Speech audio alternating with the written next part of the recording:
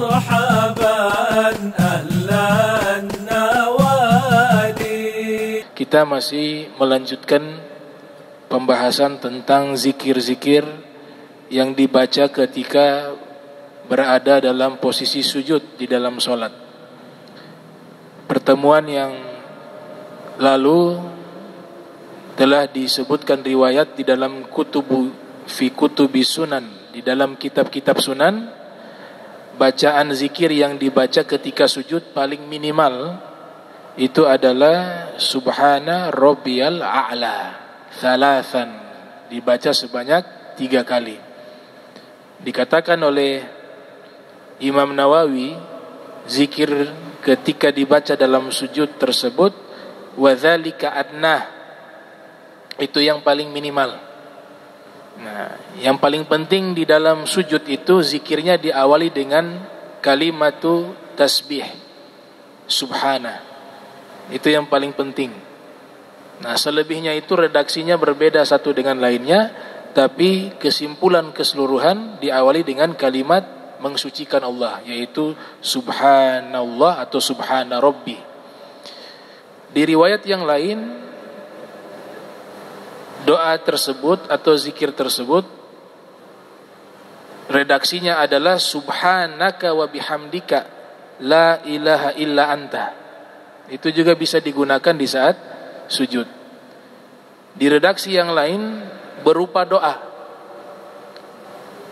yaitu Allahumma a'udzu biridhaka min sakhatik wa bimu'afatika min 'uqubatik wa a'udzu bika minka la uhsi thana'an 'alaika anta kama athnaita 'ala nafsik.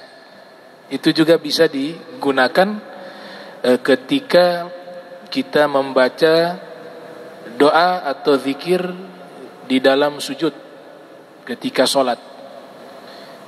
Nah, sujud yang sebagaimana telah dibahas disyariatkan hanya 4, tidak lebih dari itu. Sujud sholat, sujud sahwi, sujud syukur, sujud tilawah, selesai. 4 itu yang disyariatkan. Selebihnya daripada itu tidak disyariatkan. Yang disyariatkan 4 sujud tersebut. Nah, sehingga Imam Nawawi beliau melarang dan menghukumi hukumnya makruh. Sudah selesai sujud solat, selesai solat sujud lagi. Itu dilarang oleh Imam Nawawi.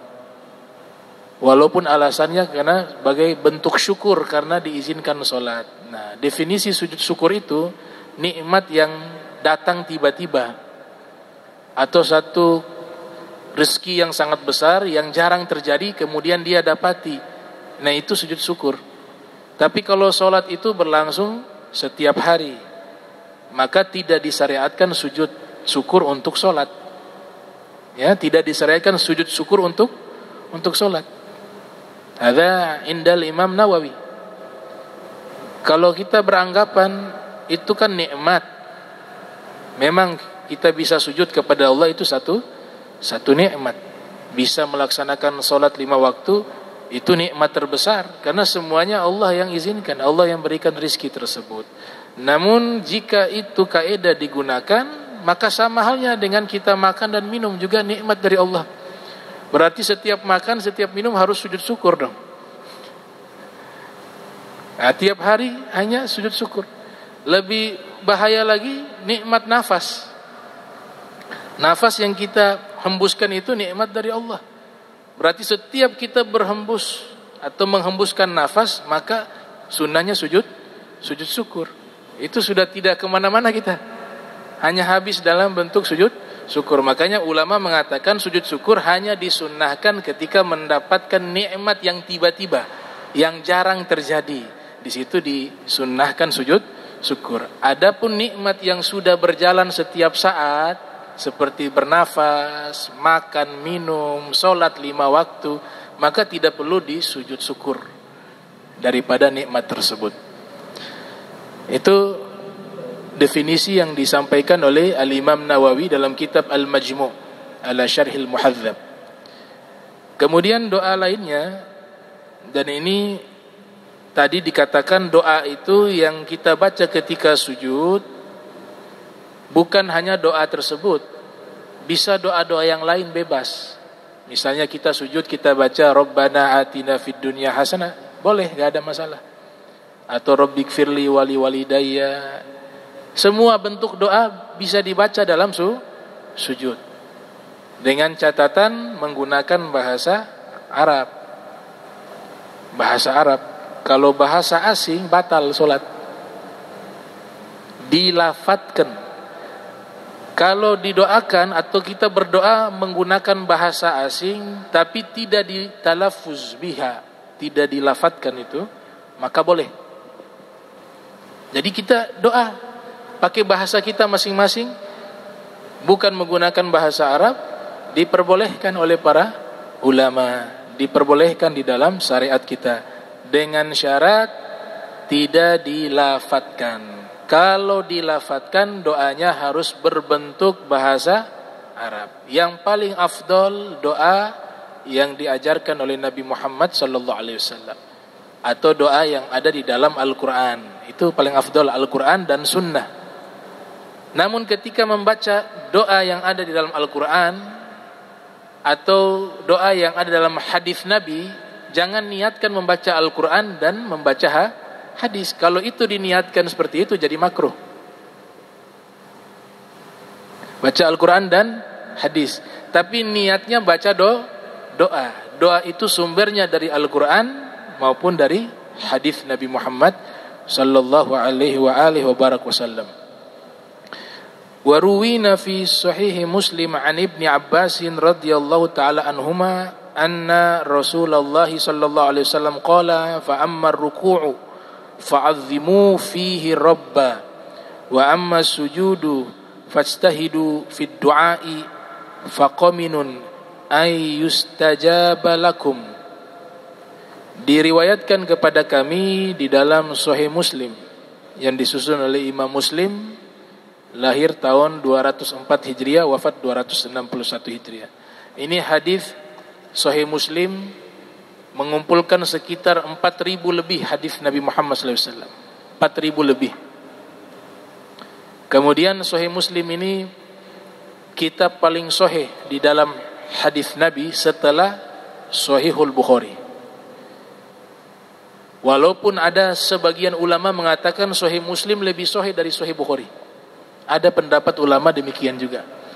Namun yang paling al-asah wal arjah, pendapat yang paling sahih dan paling kuat, kitab hadis yang paling sahih adalah Sahihul Bukhari, kemudian Sahih Muslim, menurut pendapat ulama-ulama ahli sunnati wal jamaah.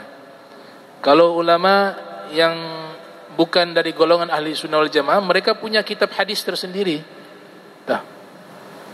Ada Al-Kafi, ada kitab Bahrul Bihar dan seterusnya. Mereka punya kitab sendiri. Tapi yang 6 kitab tersebut itu adalah kitab rujukan ahli sunnati wal jamaah. Yang menarik di awal mukaddimah Sahih Muslim, ada satu fasal yang dibuat oleh Imam Muslim, itu berjudul bab tentang para pendusta yang meriwayatkan hadis-hadis Nabi Muhammad sallallahu alaihi wasallam. Jadi Rasul sallallahu alaihi wasallam sudah mengetahui bahwa nanti setelah beliau wafat akan muncul kelompok-kelompok yang memalsukan hadis Nabi, mengatasnamakan Nabi Muhammad bersabda padahal itu dibuat dan dikarang. Dan ini dikatakan salah satu dosa paling besar, kita mengatakan sesuatu yang bukan bersumber dari Nabi Muhammad, tapi kita mengatakan Nabi mengatakan begini. Itu termasuk dosa paling besar.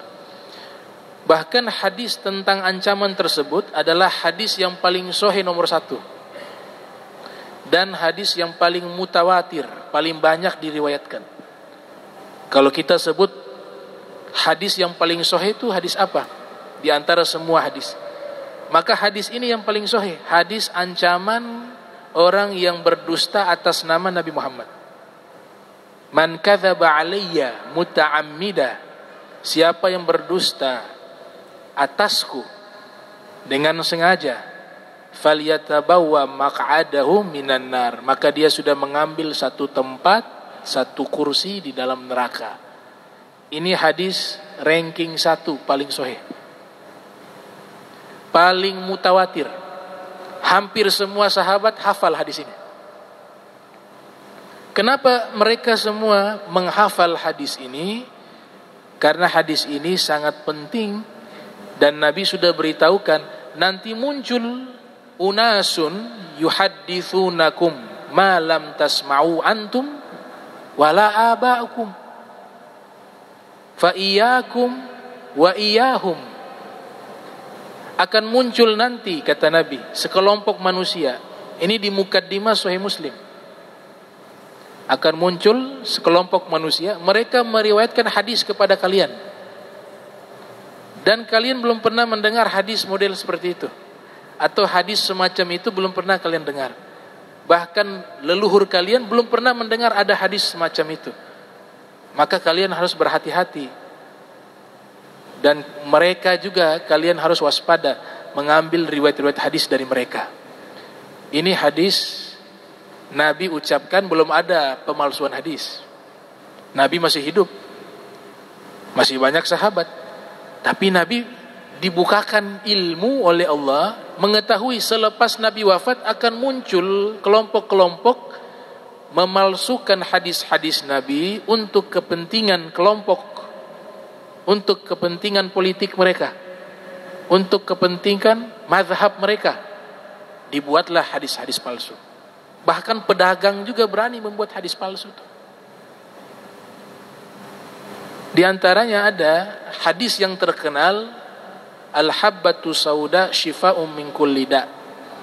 Jinten hitam adalah obat dari segala penyakit kecuali kematian, fir riwayah, atau tua, al-haram.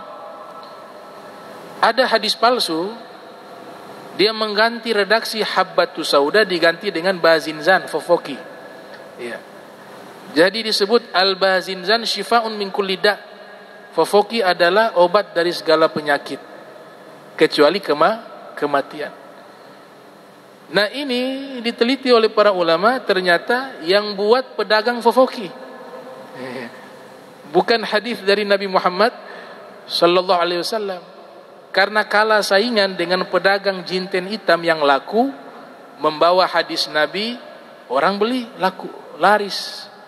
Yang fofokinya tidak laku, terongnya tidak laku. Akhirnya dia lihat, oh di situ ada hadis Nabi, makanya laku. Dibuatlah, diganti habbatu sauda dengan bazinzan. Ini salah satu contoh hadis palsu. Di antara hadis palsu lainnya adalah, nah ini hadis luar biasa.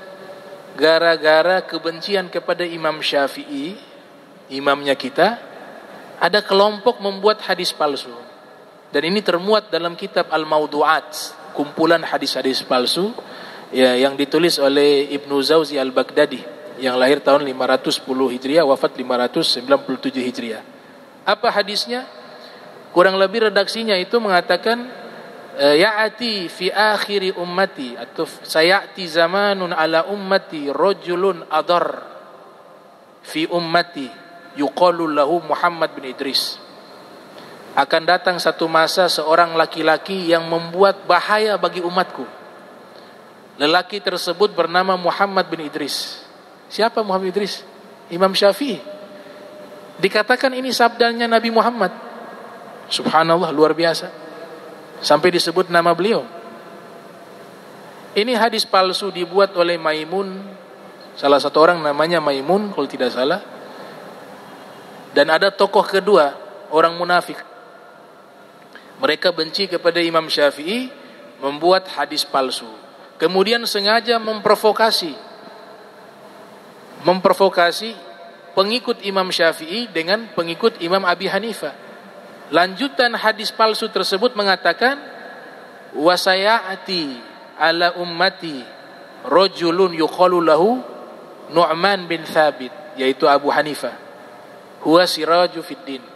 Nah, dikatakan, dan akan muncul di umatku ini seorang laki-laki yang dipanggil dengan Nu'man bin Thabit, yaitu Abu Hanifah. Beliau adalah pelita agama. Lihat, Imam Syafi'i dibilang membahayakan agama, Imam Abu Hanifah disebutkan pelita agama. Tujuannya memprovokasi biar ada konflik antara ulama-ulama mazhab Syafi'i dengan ulama-ulama mazhab Hanafi. Itu juga hadis palsu. Ada hadis palsu walaupun baik maknanya. Tadi hadis palsu yang maknanya tidak baik. Tapi ada juga hadis-hadis palsu yang maknanya baik. Nah, kalau kita sudah mengetahui jelas-jelas itu disepakati oleh ulama kepalsuannya, maka lebih hati-hati kita mengatakan ini bukan sabda Nabi. Ini ucapan atau ada riwayat bukan dari Nabi menyatakan begitu. Di antaranya i'mal fid dunya ka'annaka ta'ishu abada wa'amal li akhiratika ka'annaka tamutu goda. Nah, beramallah untuk dunia kalian seakan-akan kalian hidup selama-lamanya, dan beramallah untuk akhirat kalian seakan-akan kalian mati di hari esok. Nah, ini sudah diteliti oleh para ulama ahli hadis, bukan hadis Nabi Muhammad. Tapi ini ucapan ada dari para ulama. Nah, kita kalau sudah tahu itu jangan mengatakan ini hadis Nabi. Kita katakan ini riwayat dari para ulama. Ada juga yang maknanya baik. Maknanya baik. Hubbud dunya ra'su kulli khati'ah. Cinta dunia sumber dari segala kesalahan. Al-Imam Suyuti yang lahir tahun 849 Hijriah, wafat 911 Hijriah, di dalam kitab Tadribur Rawi beliau menyatakan bahwa hadis ini adalah riwayat yang sampai kepada Imam Hasan Al-Basri, bukan dari Nabi Muhammad. Dari Imam Hasan Al-Basri dan atau Malik bin Dinar. Jadi ucapan ulama. Ada juga yang maknanya baik. Uhud ruknun min arkanil jannah. Gunung Uhud adalah tiang dari tiang-tiang surga. Ini juga riwayat palsu. Itu. Dan banyak sekali riwayat-riwayat palsu sudah dikumpulkan oleh para ulama, di antaranya Ibnu Zawzi Al-Baghdadi, walaupun tidak semua menurut beliau palsu itu palsu. Ternyata Imam Zahabi mengatakan banyak hadis-hadis hasan di situ. Termasuk banyak hadis dikritik oleh Ibnu Zawzi Al-Baghdadi di dalam kitabnya Imam Al-Ghazali Ihya Ulumuddin di situ, berjudul Minhajul Qasidin.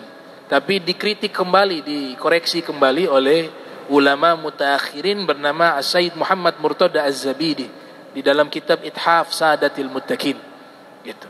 Jadi itu hasil penelitian ulama. Jadi ini hadis sahih, hadis hasan, ini hadis lemah, ini hadis palsu. Itu sifatnya dari penelitian ulama. Tapi kalau sudah ada mayoritas mengatakan hadis itu palsu, kita wajib tinggalkan. Tidak boleh kita riwayatkan. Kalau maknanya baik, jangan bawa nama Nabi. Isinya baik, tapi bukan, ulama katakan bukan hadis Nabi, hadis palsu. Kita berbicara hadis palsu, bukan hadis lemah, ya, beda. Hadis palsu dengan hadis lemah. Hadis lemah itu masih bisa diriwayatkan dan masih dari Nabi kita Muhammad SAW. Tuh. Yang hadis palsu itulah yang bukan dari Nabi. Jadi jangan sampai kita menganggap hadis lemah itu hadis palsu. Hadis lemah masih juga hadis Nabi sallallahu alaihi wasallam. Hadis palsu, wal kazibul mukhtalaqul masnu'u 'ala nabi fadzalikal mawdu'u. Mengadakan sesuatu yang tidak pernah disampaikan Nabi, dibuat dengan sengaja atas nama Nabi, itulah yang disebut maudhu', hadis palsu.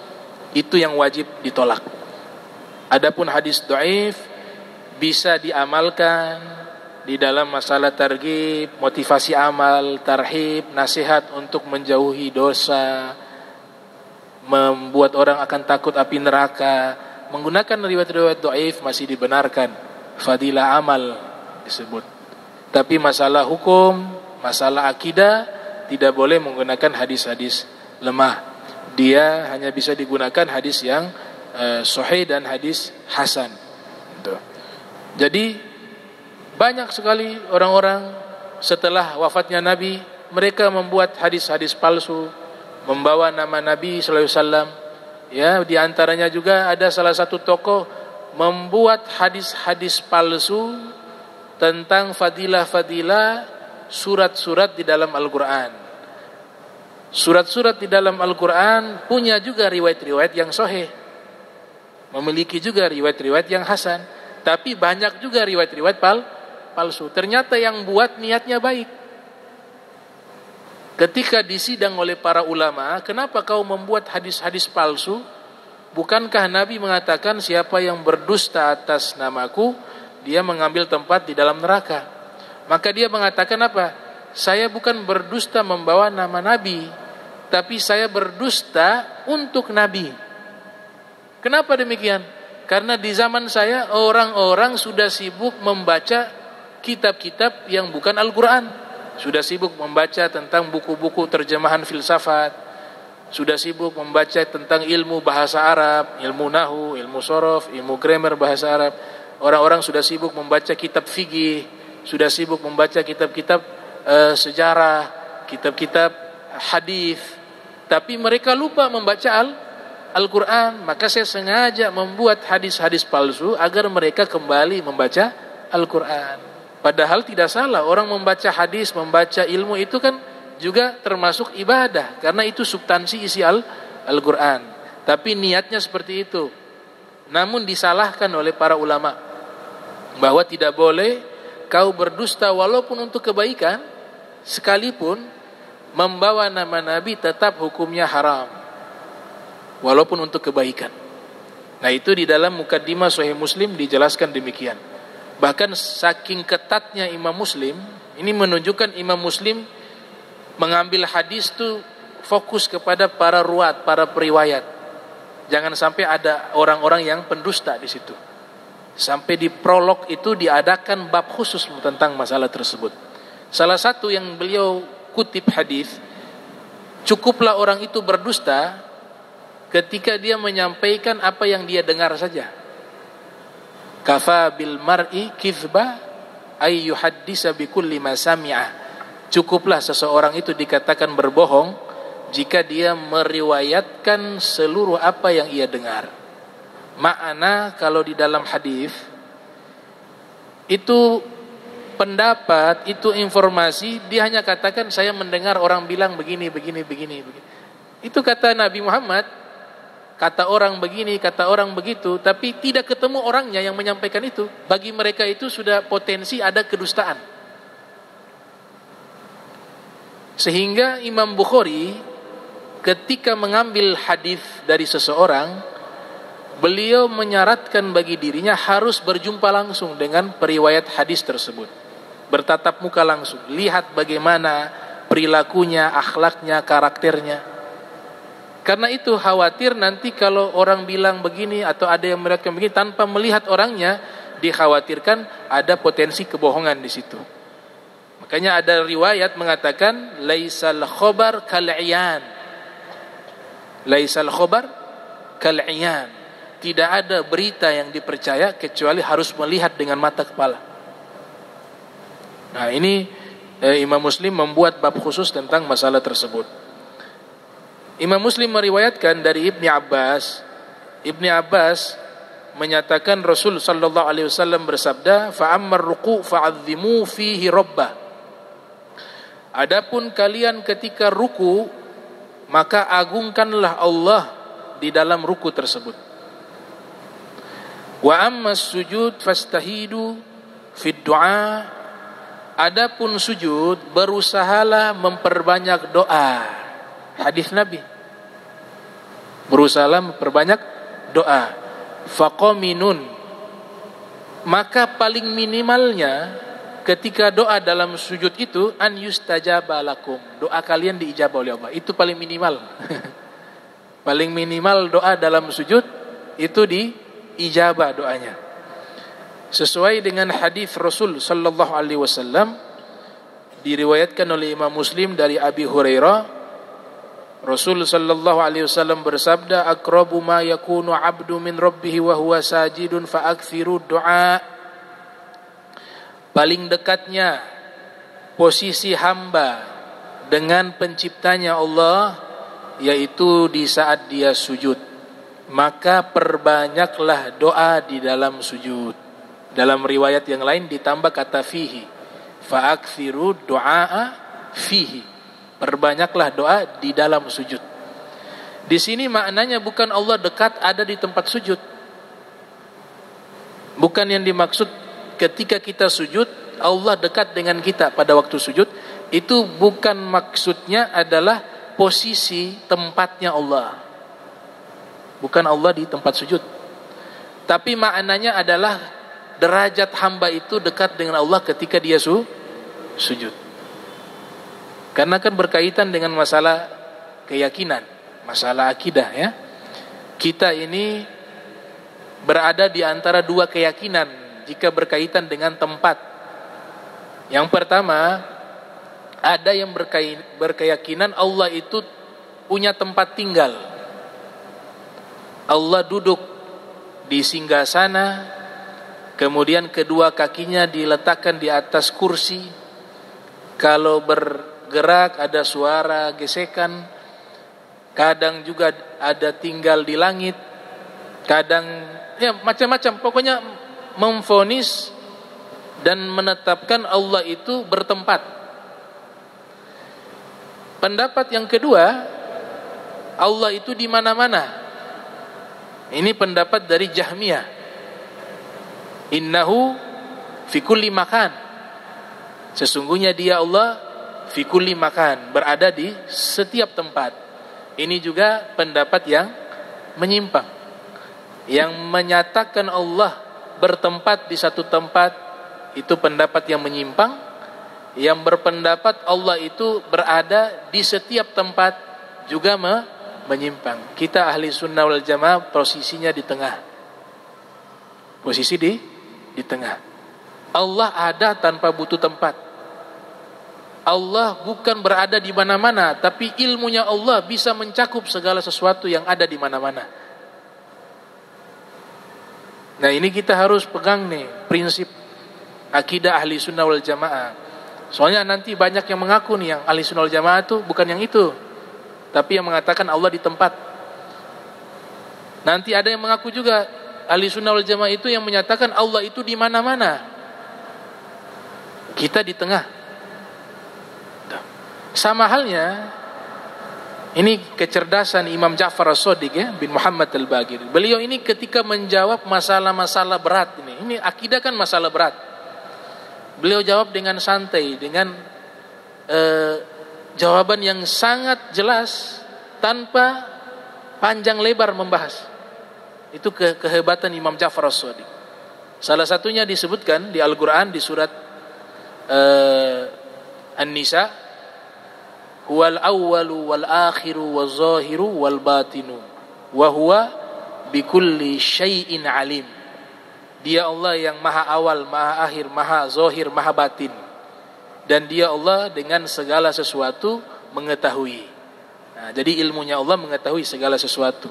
Bukan Allah bertempat di sesuatu. Ada yang bertanya kepada Imam Ja'far As-Shadiq,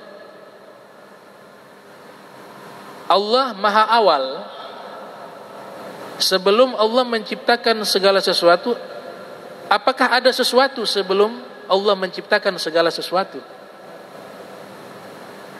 Beliau jawab dengan sangat sederhana. Ini orang ateis yang menjawab, bertanya, orang ateis yang bertanya. Beliau mengatakan, coba kau hitung. Mulai 1, 2, 3, 4, 5, 6. Baik. Cukup. Saya mau tanya, sebelum 1 itu angka berapa? 0 itu artinya tidak ada angka. Begitu pula Allah yang maha satu, sebelumnya tidak ada apa-apa. Kalau angka saja 1, sebelumnya tidak ada angka, bagaimana Allah yang maha tunggal, sebelumnya juga tentu tidak ada sesuatu. Sebelum menciptakan segala sesuatu. Itu jawaban yang luar biasa. Kalau kita analisa secara ilmu kalam itu Luar biasa. Pernah juga ada yang bertanya, terjadi konflik di kalangan para ahlul kalam, apakah Al-Quran itu makhluk atau bukan makhluk? Apakah godim atau hadis? Dia baharu atau lama? Ditanya kepada Imam Ja'far As-Shadiq. Imam Ja'far As-Shadiq gurunya Imam Malik, gurunya Imam Abu Hanifah, Ahlul Bait Rasul sallallahu alaihi wasallam. Dicintai oleh semua kalangan mazhab. Mazhab Syiah cinta, mazhab Ahli Sunnah juga cinta, mazhab Wahabi juga. Mereka gak bisa ingkari kealiman daripada Imam Ja'far As-Shadiq bin Muhammad Al-Baqir. Alim, lahir tahun 83, wafat 148. Imam Al-Mizzi mengatakan lahir 80 Hijriah, wafat 148. Imam Malik dalam kitab Tahdzibu Tahdzib yang diriwayatkan oleh Ibnu Hajar Asqalani mengatakan, saya ketika bertemu Imam Ja'far As-Shadiq selalu beliau berada dalam 3 keadaan. Yang pertama sedang sholat, yang kedua sedang berpuasa, yang ketiga sedang membaca Al-Quran. Tidak pernah saya bertemu melainkan 3 keadaan tersebut.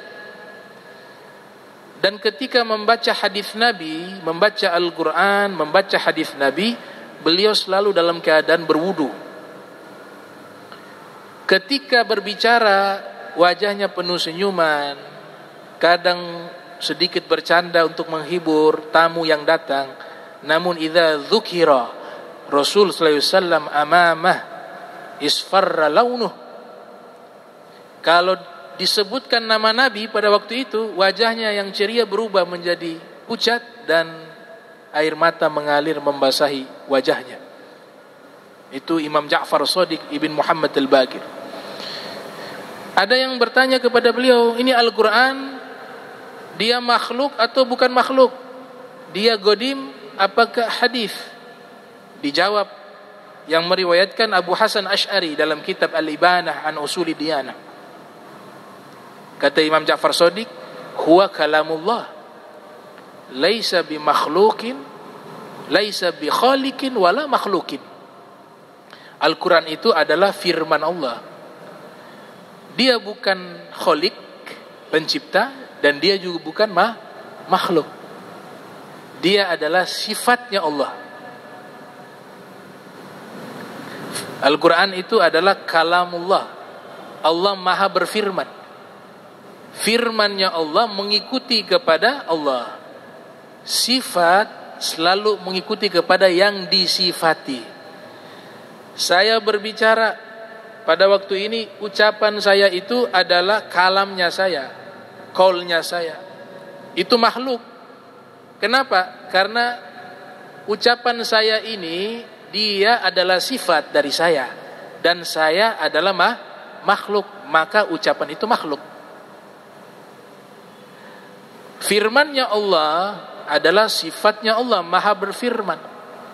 Karena yang berfirman adalah Allah yang bukan makhluk, dia yang qadim, maka firman tersebut ikut qadim, tapi dia bukan khaliq. Af'alul makhlukin makhluqah. Fakhrun Ar-Razi mengatakan, yang lahir tahun 544, wafat 606 Hijriah, di dalam kitab Mafatihul Ghaib. Ini juga dihafal nih, ya, dihafal kaidah ini. Karena nanti salah baca buku kalian terjerumus juga. Terjerumus juga, buku sekarang bebas. Apalagi dengan dunia PDF zaman sekarang. Kalau gak pandai-pandai memilih buku, bisa tersesat sendiri. Sudah tersesat ngajak orang lagi. Ya. Ini kaidah nih. Ya, kaidah.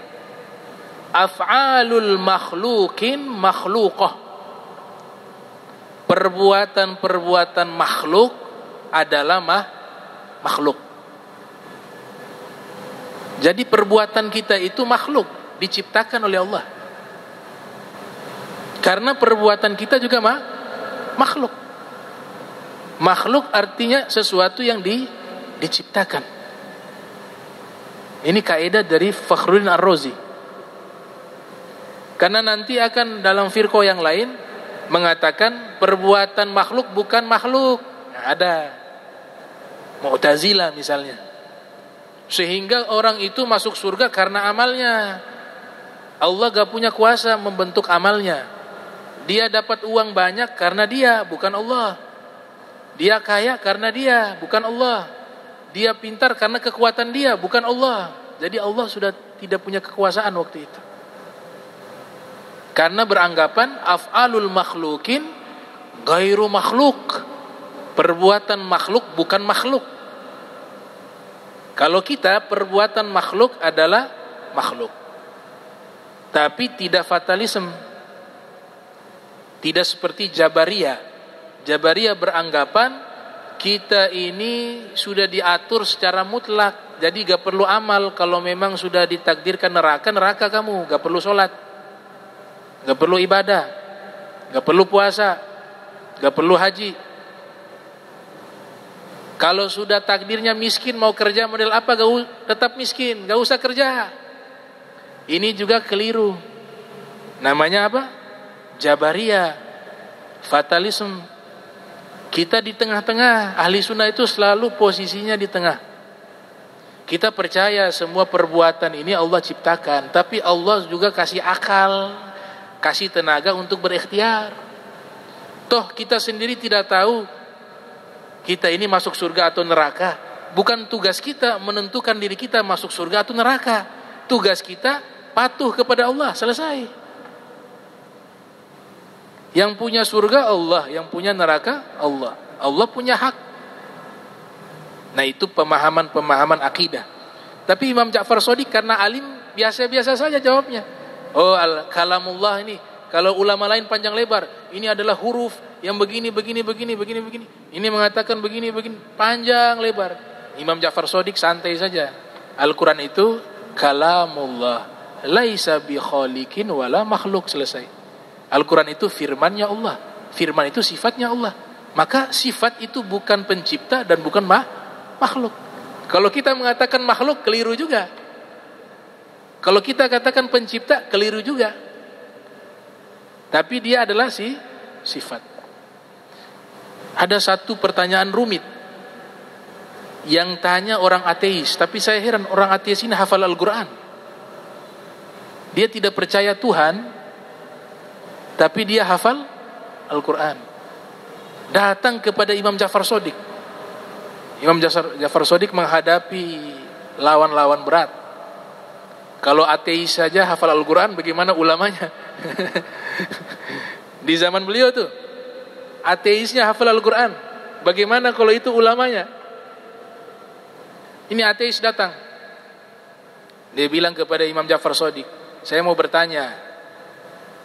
Di dalam Al-Quran di surat Al-Hadid, Allah Ta'ala berfirman, kullama nadijat juluduhum, ya, baddalnahum juludan gairaha liyadzuku al-azab. Ini orang ateis begitu. Dia tanya. Di dalam Al-Quran di surat Al-Hadid, Allah berfirman di dalam kitab suci kalian, setiap kali penghuni neraka itu, orang-orang yang menghuni neraka, kalau dibakar dengan api neraka, kulit mereka itu hangus, dan hancur. Kemudian kami, Allah, mengganti kulit yang sudah hancur itu dengan kulit yang baru, untuk agar liyadzukul azab, agar mereka penghuni neraka merasakan azab yang sangat berat dan pedih. Yang saya mau tanyakan kepada engkau, wahai Imam Ja'far Shadiq, mereka diazab itu karena anggota tubuh mereka melakukan dosa di dunia. Nah, yang saya tanyakan, kenapa ketika sudah diazab dengan anggota tubuh mereka di dunia itu kan kulit mereka waktu di dunia. Dibakar satu kali sudah hancur. Nah, ini anggota tubuh yang hancur ini dibakar itu, artinya tubuh itulah yang dosa. Kenapa harus diganti yang baru? Yang baru kan tidak salah. Kulit yang baru kan tidak salah. Kenapa Allah harus mengganti kulit baru kemudian dibakar lagi? Padahal yang bikin dosa kulit yang pertama. Harusnya kulit pertama sudah dibakar, sudah hancur, selesai. Itu pertanyaan tidak sembarangan tuh. Jadi zaman dulu orang yang ateis, orang yang tidak beragama Islam tapi dia bisa jadi alim. Itu yang membedakan. Kalau ulama yang benar punya sanad di situ, punya guru yang alim dan soleh, yang wali min auliyaillah. Kalau hanya sekedar alim, ini ateis juga alim nih. Sekedar pintar, orientalis, Christian Snok itu khutbah di Makkah. Masuk ke majlisnya Syekh Nawawi Al-Bantani, ketemu Said Abu Bakar Syato, pengarang kitab I'anatul Talibin, pakai imamah orang Belanda, punya jenggot, punya kumis, pakai jubah imamah kayak orang Arab, pakai bahasa Arab, bisa bahasa Arab, bisa bahasa Inggris, bisa bahasa Belanda, punya ilmu, ngarang kitab lagi, Tarikh Makkah, sejarah kota Makkah, ditulis menggunakan bahasa Arab. Tapi bukan orang Islam. Pintarnya ilmu, tapi sanad tidak ada. Tidak diakui, dia hanya hadir majlis saja kemudian bilang gurunya adalah Syekh Nawawi Banteni. Padahal hanya hadir majlis. Apa jawaban Imam Ja'far Shadiq? Karena Imam Ja'far Shadiq tahu dia tukang ini, tukang bangunan. Tahu, kau profesinya apa? Tukang bangunan. Oh, baik. Jawabannya mudah, kata Imam Ja'far Shadiq. Kamu kan tukang bangunan. Ketika batu bata yang sudah hancur, biasa di tempat mereka di Irak, kalau batu bata mereka hancur, mereka tidak buang, tapi campur lagi. Nanti sudah rusak, dipukul lagi hancur. Kemudian mau buat baru lagi, dicampur lagi dengan bahan yang sudah ada. Nah, itu sama dengan pertanyaanmu tadi di dalam neraka. Dibakar, kemudian diganti lagi dengan kulit yang baru, dibakar lagi. Sama dengan batu bata yang sudah hancur, dipukul lagi. Tapi habis digunakan, dicampur lagi dengan itu. Dipukul lagi kalau sudah rusak, dipukul lagi, dihancurkan lagi. Akhirnya masuk Islam tuh ateis. Beliau bisa jawab pakai Al-Quran, bisa. Jawab pakai apa lagi? Hadis, bisa. Menjawab menggunakan ucapan-ucapan para Ahlul Bait, bisa. Menjawab menggunakan ucapan para ulama, bisa. Tapi beliau hadapikan audiens yang tidak percaya akan Al-Quran, tidak percaya akan hadis Nabi. Maka yang dibutuhkan adalah logika berpikir. Diajak berlogika dengan profesinya. Akhirnya masuk Islam. Nah, itu hebatnya Imam Ja'far As-Shadiq bin Muhammad Al-Baqir bin Ali Zainal Abidin bin Husain. Jadi al-awwalu al-akhiru, demikian juga Imam Tahawi mengatakan makna al-awwalu itu artinya godimun bilabtidain. Makna al-akhiru artinya adalah daimun bilantihain. Al-awwal, Allah maha awal, artinya apa? Allah terdahulu namun tidak punya awal. Namanya apa? Godim. Dan Allah paling akhir namun tidak pernah berakhir. Allah selalu ada, daim, namun tidak pernah ada akhir. Itu yang dimaksud al-awwalu al-akhiru. Karena kalau punya awal pasti makhluk. Ada yang punya awal tidak punya akhir. Apa itu? Makhluk nih. Awalnya ada tapi akhirnya tidak ada. Surga neraka. Al-Quran mengatakan kholidina fiha abada, mereka kekal di dalamnya selama-lamanya. Nah, selama-lamanya itu gak ada akhir tuh. Gak ada ayat yang membatasi akhirnya kapan. Tapi dia punya awal karena dia diciptakan. Nah, ada juga ada awal, ada akhir. Kita makhluk. Awal lahir, akhir meninggal. Nah, Allah gak punya itu sifat awal akhir itu. Jadi makna awal, Allah awalnya tidak ada. Makna akhir, Allah juga tidak ada akhir. Laisa qablahu syai'un wa laisa ba'dahu syai'un. Tidak ada sesuatu sebelum Allah dan tidak ada sesuatu sesudah Allah. Maknanya Allah paling awal, awalnya tidak ada awal. Allah maha akhir, akhirnya tidak ada akhir. Itulah yang dimaksud al-awwalu al-akhiru. Antum kalau mau tahu penjelasan lebih luas, bahas nih. Ini kan masuk juga Asmaul Husna. Lillahi asmaul husna fad'u biha. Inna lillahi tis'atan wa tis'ina isman man ahsaha dakhalal jannah. Itu ulama hampir semua ulama besar pasti membahas tentang Asmaul Husna. Karena ini menyangkut dengan nama-nama baiknya Allah. Imam Ghazali punya kitab membahas Asmaul Husna, namanya Al-Maqsid Al-Asna fi Syarhi Asmaul Husna. Ada juga Ibnu Qayyim yang lahir 691 Hijriah, wafat 751 Hijriah, mengarang kitab namanya Syarhu Asmaul Husna. Ada juga Imam Qurtubi yang wafat tahun 671 Hijriah, mengarang kitab berjudul Al-Asna fi Syarhi Asmaul Husna.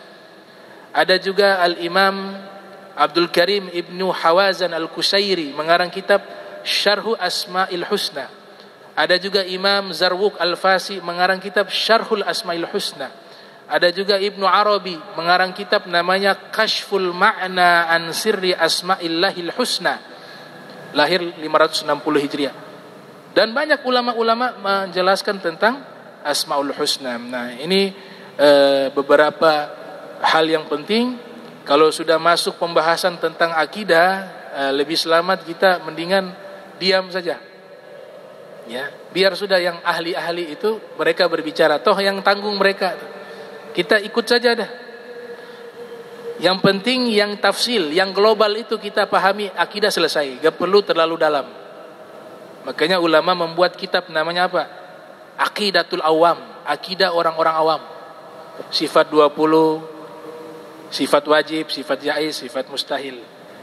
Sifat wajibnya para nabi, sifat mustahilnya para nabi, sifat jaiznya para nabi.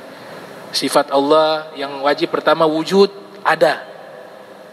Sami' mendengar, basir melihat, mukhaliful lil hawadis berbeda dengan makhluk, mutakallim maha berfirman. Sifat mustahilnya wujud, tidak ada wujud, gaib. Alim, mustahilnya jahil, bodoh.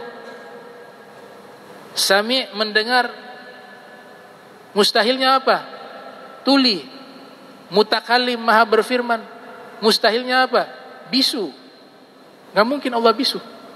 Karena nanti ada pemahaman aneh itu mengatakan Allah itu tidak bisa berfirman. Berarti bisu loh. Nah, jadi akidah-akidah terdahulu itu banyak sudah ditashih oleh para ulama. Lahirlah mazhab kita tuh namanya apa? Mazhab Asy'ari, mazhab Maturidi. Itu yang ahli sunnah asli itu. Ahli sunnah wal jamaah yang asli itu definisi para ulama-ulama terdahulu. Kalau keluar daripada ini bukan ahli sunnah wal jamaah, itu hanya klaim saja. Tapi yang asli ini Abu Hasan Asy'ari ulamanya, dan Abu Mansur Al-Maturidi, juga Imam Tahawi, At-Tahawi namanya, yang mengarang kitab Aqidatut Tahawiyah. Beliau terlebih dahulu, baru setelah itu Abu Hasan Asy'ari. Tapi kita belajarnya jangan ke kitab Abu Hasan Asy'ari karena sudah dipalsukan. Kita belajar dari kitab murid-muridnya, atau murid daripada muridnya, atau murid dari murid-muridnya. Tuh, seperti Imam Bahili itu muridnya, punya murid 3 orang ulama besar akidah. Yang pertama namanya Abu Bakar Al-Baqqalani, yang kedua namanya Abu Ishaq Isfiraini, yang ketiga adalah Ibnu Furak. Mereka punya murid banyak. Kitab-kitab murid-muridnya itu kita baca ya. Insyaallah mudah-mudahan ini bisa memberikan manfaat bagi kita dan menambah keyakinan kita kepada Allah Subhanahu wa taala dan kepada baginda Nabi Muhammad sallallahu alaihi wasallam. Allahumma jam'ana hadza jam'an marhuma wa tafarraqna min ba'di tafarraqa ma'zuma wa la tajal minna wa la minna syakila mahruma. Subhanaka bihamdika astaghfiruka wa atubu Muhammadin wa ala alihi wa sahbihi wa barik wasallam wa lafu minkum wassalamu alaikum warahmatullahi wabarakatuh.